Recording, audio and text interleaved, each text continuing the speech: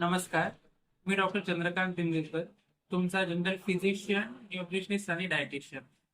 आज आपण बघणार आहोत की हृदय म्हणजे काय. Human heart. हार्ट बघताना आपण सुरुवातीला त्याची व्याख्या बघूया. हृदय हा एक कार्डिओव्हॅस्क्युलर सिस्टीम म्हणजेच हृदयाभिसरणा संस्थेमधील सर्वात महत्वाचा पंप करणारा अवयव आहे, जो अशुद्ध रक्त घेतो आणि शुद्ध रक्त संपूर्ण शरीराला सप्लाय करण्याचं महत्वाचं काम करत असतो.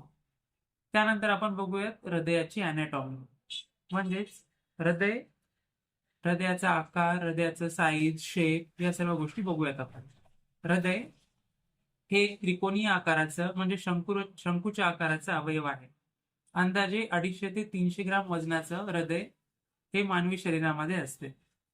हृदय हा त्याचा पायावर तर शिखर खाली असे त्रिकोणी आकाराचे अवयव छातीच्या पोकळीमध्ये दोन्ही फुफ्फुसांच्या आत श्वासपटलाच्या वर बसलेले आहे. हृदयाच्या आंतररचनेमध्ये पाहायचे असता हृदयाचे 4 कप्पे असतात. वरचे 2 कप्पे म्हणजेच ॲट्रियम, खालचे 2 कप्पे म्हणजेच व्हेंट्रिकल. 2 कप्पे ॲट्रियम आणि 2 कप्पे व्हेंट्रिकल हे इंटर ॲट्रिओव्हेंट्रिक्युलर सेप्टमने वेगवेगळे झालेले आहेत. 2 ॲट्रियम मध्ये देखील एक पडदा असतो, त्याला आपण इंटर ॲट्रियल सेप्टम, आणि 2 व्हेंट्रिकल मध्ये जो सेप्टम असतो त्याला इंटर व्हेंट्रिक्युलर सेप्टम असे म्हणत असतात. हृदयाच्या 2 ॲट्रियम आणि 2 व्हेंट्रिकल यामध्ये 2 झडपा असतात, बायकस्पिड आणि ट्रायकस्पिड. आता आपण बघूयात conducting system of the heart. Conducting system म्हणजे हृदयाची स्वतःची चेतासंस्था.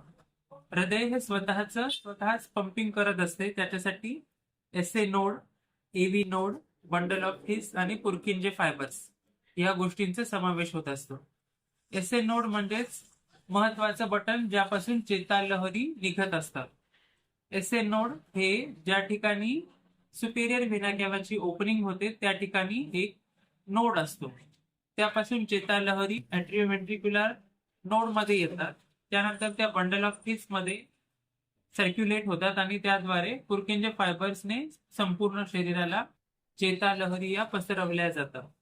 त्याद्वारे स्वतः पंपिंग करण्याचं काम हृदय करत असते. कंडक्टिंग सिस्टीम नंतर बघूयात आपण सर्क्युलेशन ऑफ दी हार्ट, म्हणजेच हृदयामधील रक्ताभिसरण. सुपेरियर व्हेना कॅव्हा आणि इन्फेरियर व्हेना कॅव्हा या 2 मुख्य नसांमार्फत शरीरातील अशुद्ध रक्त हे राईट ॲट्रियम मध्ये आणल्या जातं. राईट ॲट्रियम मधून हे रक्त राईट व्हेंट्रिकल मध्ये नेण्याचं काम झडपेद्वारे होत असते. त्यानंतर राईट व्हेंट्रिकल मधील रक्त हे शुद्धीकरणासाठी पल्मोनरी आर्टरीद्वारे 2 लंग्सला जात असते.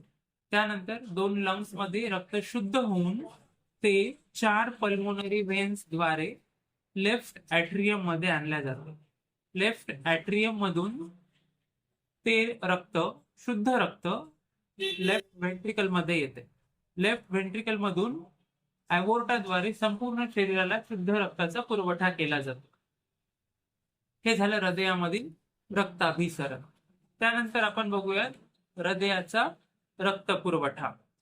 हृदयाला रक्तपुरवठा हा 2 आर्टरीद्वारे केला जातो.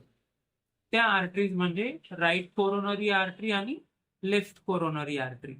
ह्या ॲवोर्टाच्या पहिल्या 2 ब्रांचेस आहेत, ज्या हृदयाला बाहेरून पूर्ण शुद्ध रक्ताचा पुरवठा करतात.